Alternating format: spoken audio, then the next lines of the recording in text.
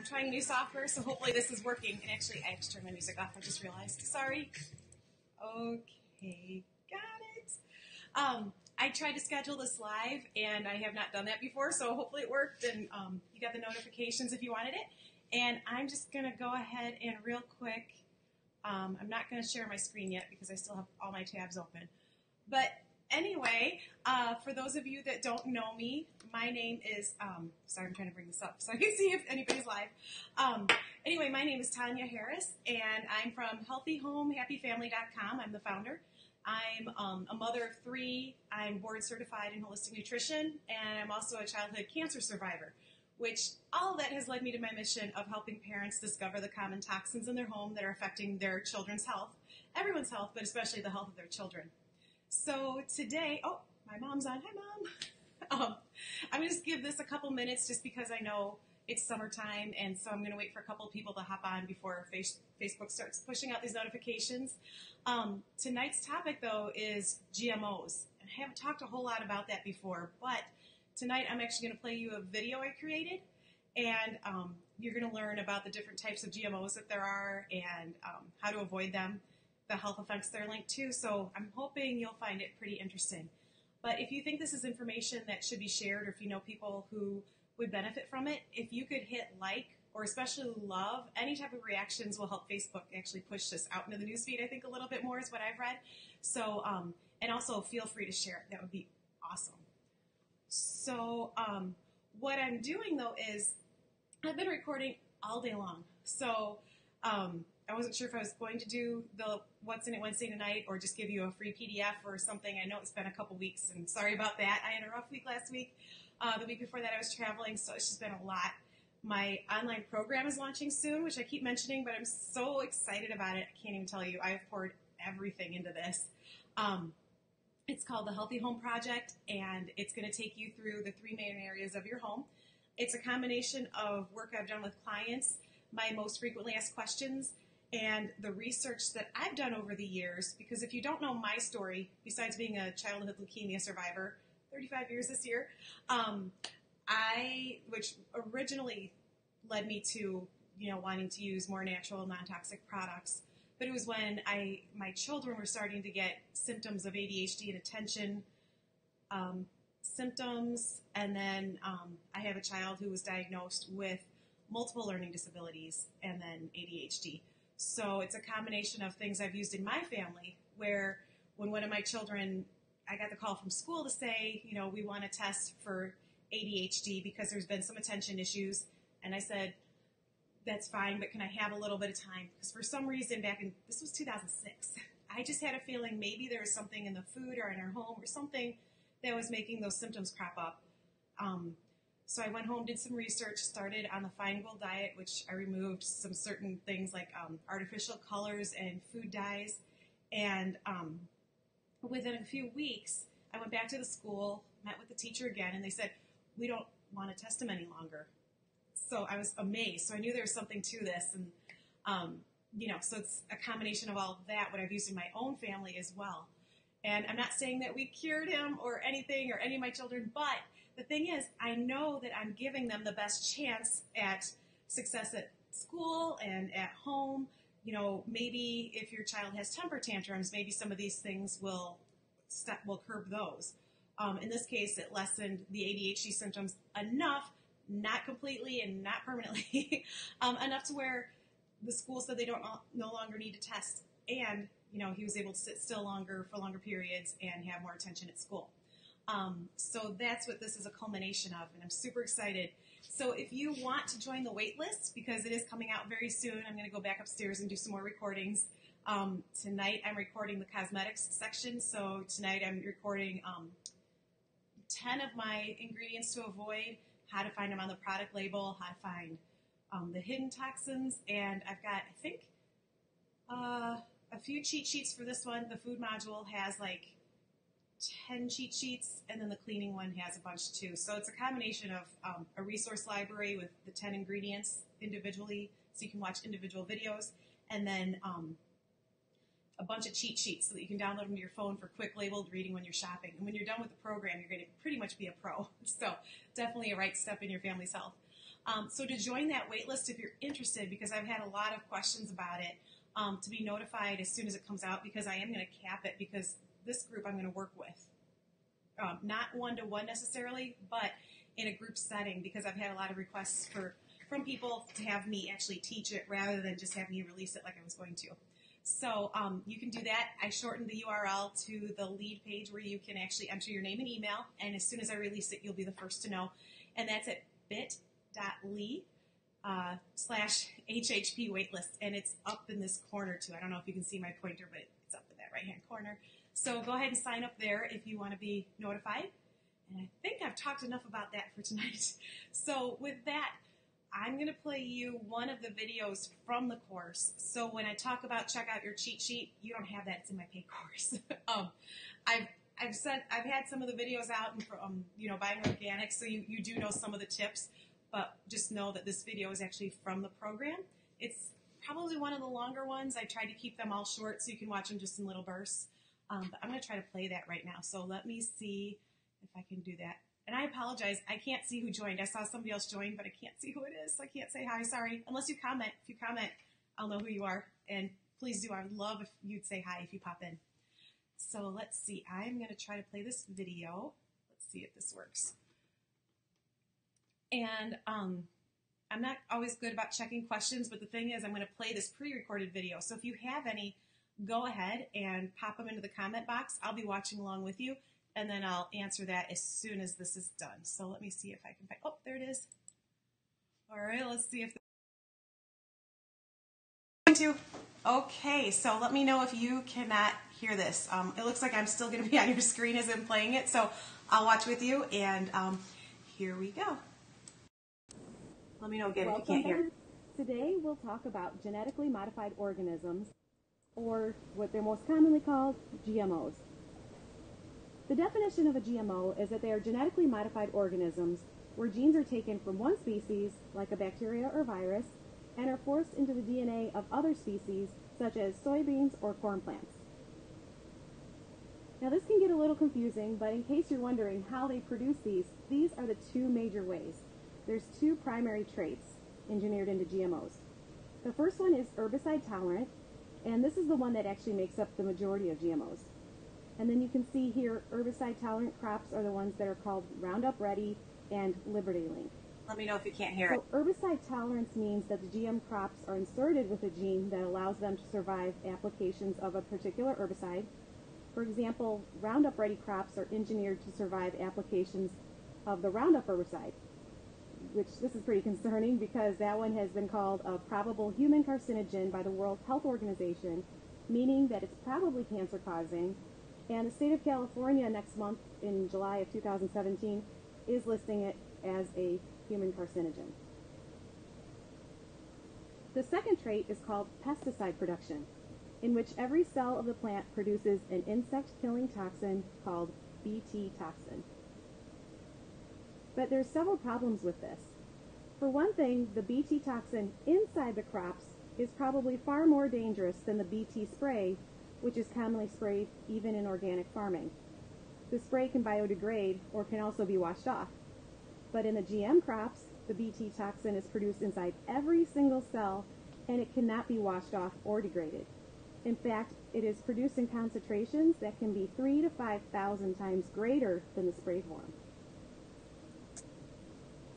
So with this herbicide-tolerant crops, there are some undesirable results, and one of them is the jump in herbicide use.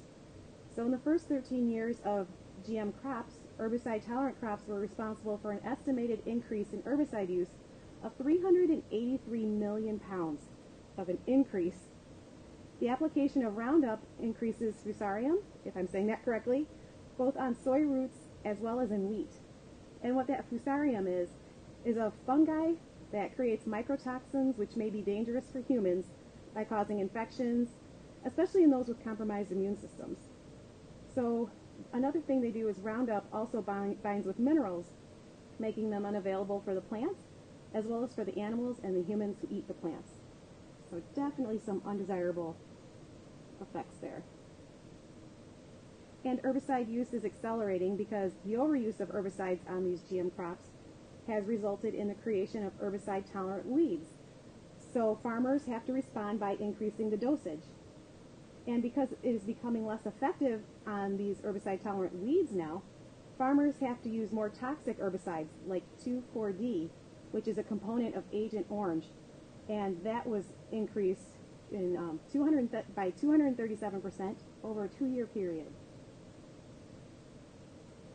And then in May 2009, the American Academy of Environmental Medicine released a policy paper urging all doctors to prescribe non-GMO diets for everyone, stating that animal studies show that GM food is linked to infertility, immune issues, accelerated aging, problems with insulin regulation, which can lead to diabetes, and also changes in major organs and the GI system. And the only human feeding study has shown that GM genes can and do remain inside us in our intestinal bacteria and can continue to function long after we stop eating GM foods. So these are some of the main GM crops that are grown in the U.S. So if you buy any of these on a regular basis, be sure to buy them organic. And by the way, the EPA now regulates genetically modified corn as a pesticide.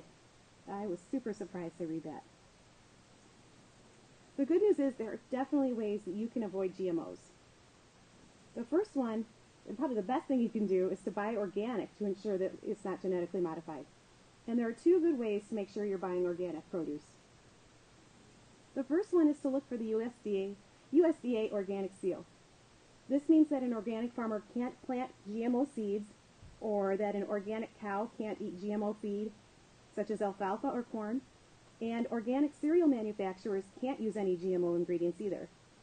So to meet the USDA organic regulations, farmers and processors must show that they aren't using GMOs and that they are protecting their products from contact with these prohibited substances from the farm to the table. Another way to ensure you're buying organic produce is to look at the PLU code on the label. So when you see that sticker on your produce, look at it because it starts with one of these numbers. If it starts with a 4, that means it's conventionally grown, meaning possible GMOs if it's at a GMO crop. If it starts with a 9, that means organic. So ideally, that's what you want to look for. And then, I haven't seen this one personally, but a PLU code that starts with an 8 means that it's genetically modified. So here's how you'll see those labels on produce. If you want to buy organic produce, again, look for the one that starts with a number 9. And I try to remember it by thinking, number 9 means it's fine. So it's a little cheesy, but it works. The number 4, again, means it's conventionally grown. So you can see that on that apple. And then on that tomato there, you can see it start with an 8. And again, that means genetically modified, but I haven't seen that one. So again, here's those top 10 GMO crops that you want to make sure that you buy organic as much as possible. And remember, it's a little corny, but if the sticker starts with 9, it's fine. Another way to avoid GMOs is to buy organic dairy. Dairy products may come from cows injected with genetically modified bovine growth hormone. So look for labels stating no RBGH, RBST, or other artificial hormones. And the other issues with these bovine growth hormones, they're linked to issues such as early puberty and cancer, and especially premenopausal breast cancer. Here you can see those labels, and also how Breyers has labeled their ice cream, so you can see the arrow pointing to it, which has dumped the artificial growth hormones. So good for them.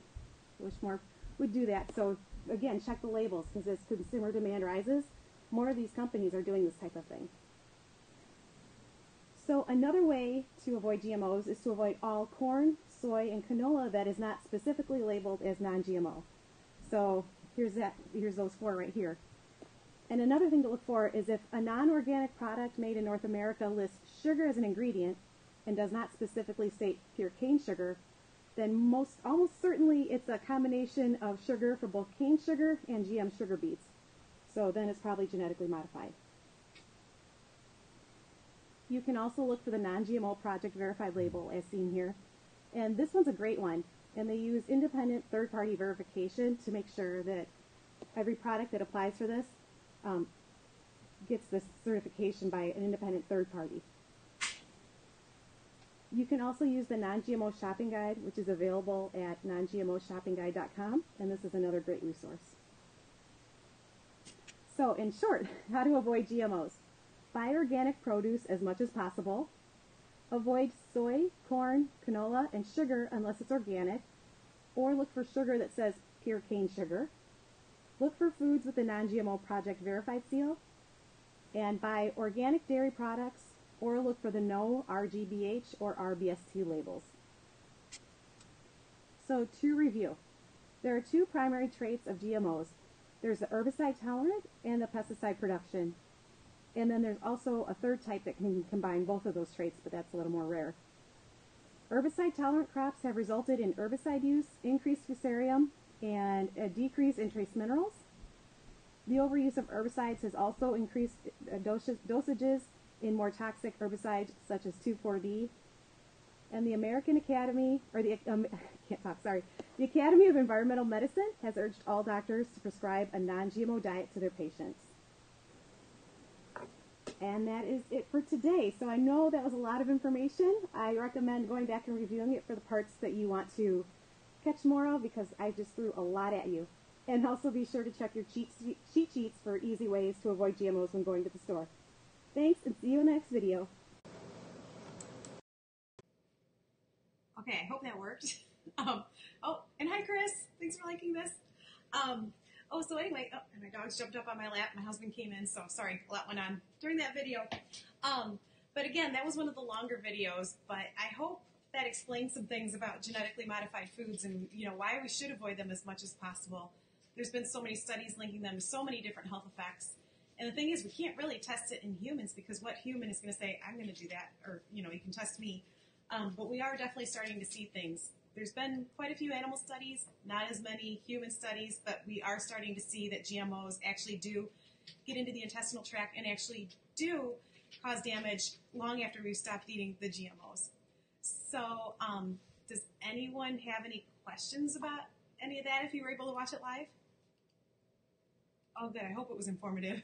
Again, that was a longer one, but I've been speaker trained by Jeffrey Smith from the Institute of Responsible Technology, and he works a ton with GMOs. He speaks all over the world, so a lot of that was speaker trained by him, and a lot of the information is what he's given us, and there's so much more. It's just I was trying to keep it as short as I could, but some of the things I was really surprised about is that the EPA now regulates corn as a pesticide.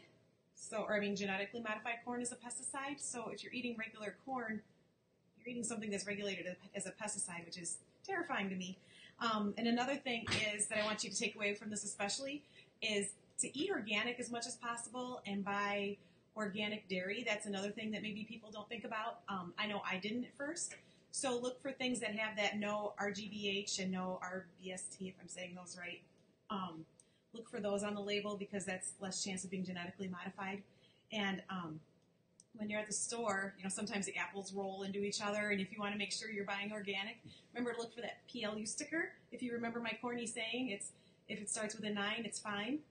So that's why I put that in there a couple times. So hopefully that helps. And if you're watching this later and not watching this live, go ahead and pop your questions into the comments below, and I'll answer them. But again, this is one of the longer videos I have. The ones I recorded today, I think the longest one was like 6 minutes, so I'm definitely getting shorter. But again, it's just kind of resource library. But if you want to sign up to be notified of when the Healthy Home Project goes live, go ahead and sign up at that link up there, bit.ly.hhp waitlist. And if there's no more questions, I don't see any. Sorry if I miss any. I'll make sure I'll hop right back in and answer them. I'll answer them tonight or tomorrow, wherever I see them. And have a great night. Thanks for watching. See you soon.